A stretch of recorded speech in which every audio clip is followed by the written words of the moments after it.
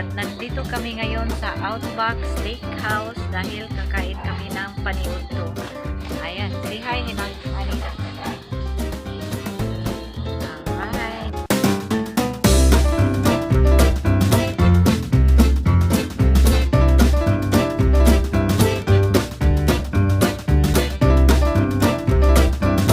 Mga palangga, kumain kami ng starter.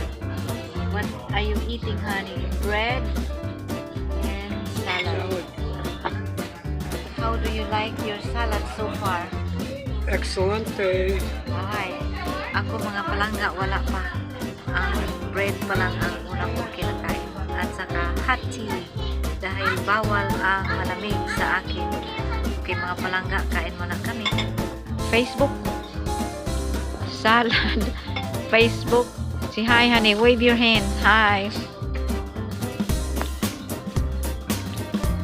Kumakain muna siya mga palangga.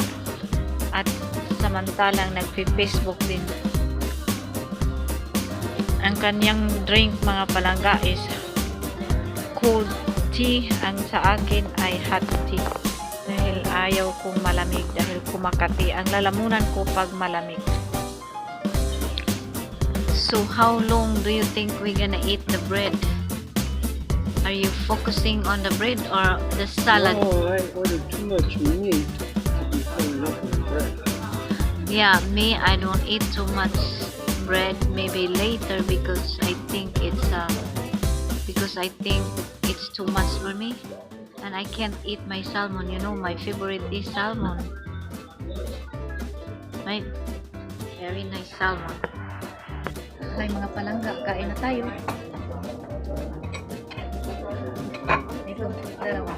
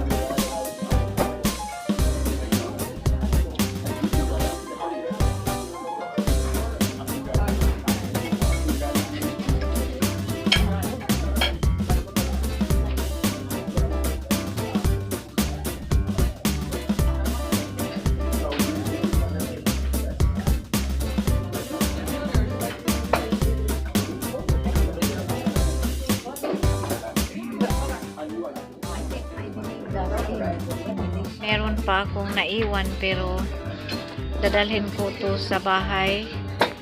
Ito fish bread. Ang honey kain pa siya dahil hindi pa siya busog. Ako busog na ako. Right, honey? Are you still available? The stomach is still available. Mine is up here already. So ayan.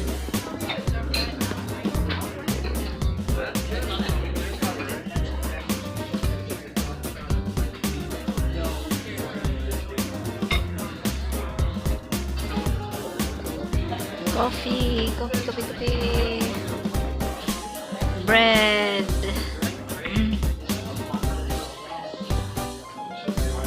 Ayan. Oh, you're done with your salad, huh? No. All done. Mine is not done. Your prime rib is still.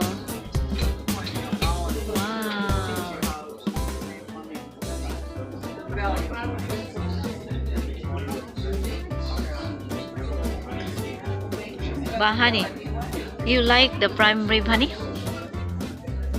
Oh no, not that one. What? How do you put that?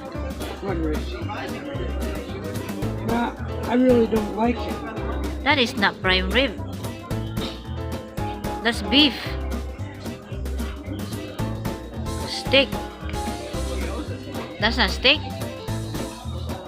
What? Prime rib. Let me help you.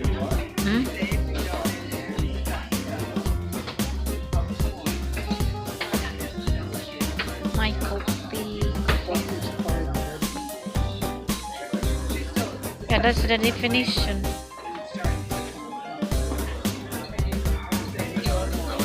Full, honey.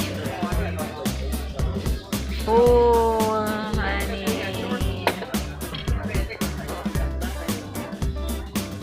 Si honey is full. Me, I'm not full yet. Oh, full. Palangga, natapos na kami noon kumakain sa restaurant. What restaurant is that, honey? Outback Steakhouse restaurant. Okay, his favorite.